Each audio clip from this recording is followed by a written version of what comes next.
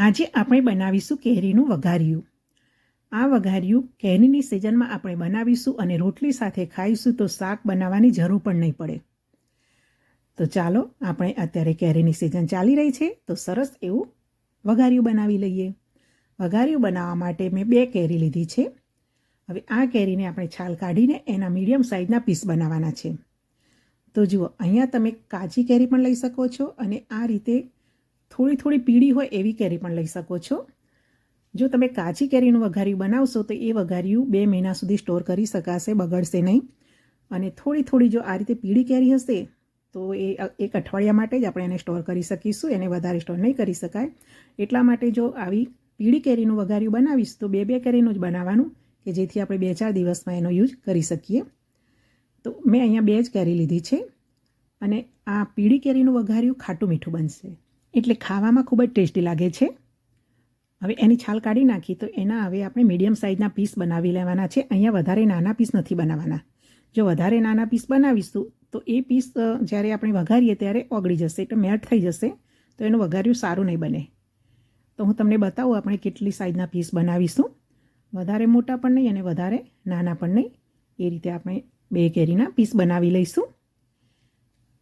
કેરીની સિઝનમાં તો કેરીમાંથી આપણે જુદી રેસીપીઓ બનાવી શકીએ છીએ. જેમ કે જુઓ, કેરીને આ રીતે કાપીને એના પીસ પણ આપણે ખાઈ શકીએ છીએ.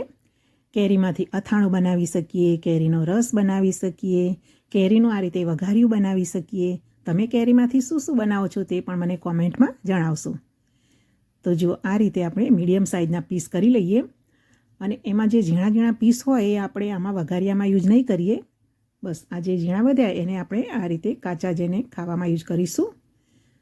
હવે વઘાર કરવા માટે ગેસ પર કડાઈ મૂકી દઈએ. કડાઈ જાડા તળિયાવાળી જ લેવાની, કેમ કે વઘારિયામાં પાણી કેવું નાખવાનું નથી હોતું.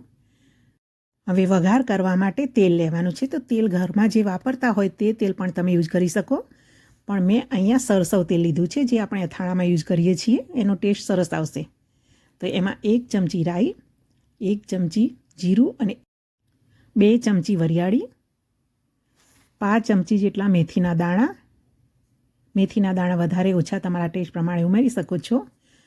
4 થી 5 લવિંગ, 4 થી 5 મરીના દાણા અને 5 થી 6 તજના ટુકડા, 5 સૂકા લાલ મરચાં ઉમેરીને સરસ એને સાંતળી લઈએ. જ્યારે આ સાંતળીએ ત્યારે ગેસની ફ્લેમ સ્લો રાખવાની છે. હવે બધું સરસ સાંતળાઈ જાય પછી આપણે રાઈના કુરિયા ઉમેરવાના છે, કેમ કે એને સાંતળતા વાર નથી લાગતી. અને હવે તરત જ આપણે કેરીના પીસ બનાવી રાખ્યા છે તે ઉમેરી લઈએ અને વઘાર સાથે સરસ રીતે મિક્સ કરી લઈએ. ગેસની ફ્લેમ હવે આપણે મીડિયમ રાખીશું અને વઘાર સાથે મિક્સ કરીને એમાં સ્વાદ અનુસાર મીઠું ઉમેરી લઈએ, 1 ચમચી કાશ્મીરી લાલ મરચું પાવડર અને 1 ચમચી આચાર મસાલો, એટલે જે આપણે મેથી મસાલો આચારમાં ઉમેરીએ છીએ તે ઉમેરી લેવાનો છે. જો આચાર મસાલો ન ઉમેરવો હોય તો સ્કીપ પણ કરી શકાય છે. અને હવે એમાં ગોળ ઉમેરી લેવાનો છે. તો મેં અહીંયા ચટણીની નાની ડીશ જેટલો ગોળ ઉમેર્યો છે. મેં અહીંયા દેશી ગોળ ઉમેર્યો છે. તમે કોલ્હાપુરી ગોળ પણ ઉમેરી શકો છો, પરંતુ આપણે હેલ્ધી વઘારિયું બનાવવું છે તો આપણે હેલ્ધી ગોળનો જ ઉપયોગ કરીશું. થોડો કલર ડાર્ક આવશે, કેમ કે દેશી ગોળનો કલર ડાર્ક હોય એટલે ડાર્ક કલર તો આવશે. હવે મીડિયમ ગેસની ફ્લેમ પર ગોળને સરસ મેલ્ટ થવા દેવાનો છે. જુઓ, ગોળ મેલ્ટ થઈ ગયો તો હવે એને ગેસ પરથી આપણે સર્વ કરવા માટે નીચે ઉતારી લઈએ અને એને ઠંડુ થવા દઈએ. પછી એને આપણે સર્વિંગ બાઉલમાં સર્વ કરવા માટે આ રીતે કાઢી લઈશું. વઘારિયું આ રીતે ઠંડુ કરીને તમે બરણીમાં કે આ રીતે બાઉલમાં ભરશો તો 1 વીક સુધી આ વઘારિયું બગડશે નહીં. પણ મિત્રો, એક વાત તમને જણાવું, અથાણું હોય કે વઘારિયું, એને જરા પણ પાણી ન અડવું જોઈએ. પાણીવાળી ચમચી કે પાણીવાળા હાથ વડે એને ટચ કરશો તો અથાણું કે વઘારિયું ઝડપથી બગડી જાય છે. જુઓ, મોઢામાં પાણી આવી જાય એવું ખાટું મીઠું વઘારિયું બનીને તૈયાર થઈ ગયું છે. મિત્રો, તમને મારી આ રેસીપી તો ગમી હશે. વિડીયોને લાઇક કરશો, ચેનલને સબસ્ક્રાઈબ કરશો. જય શ્રી કૃષ્ણ.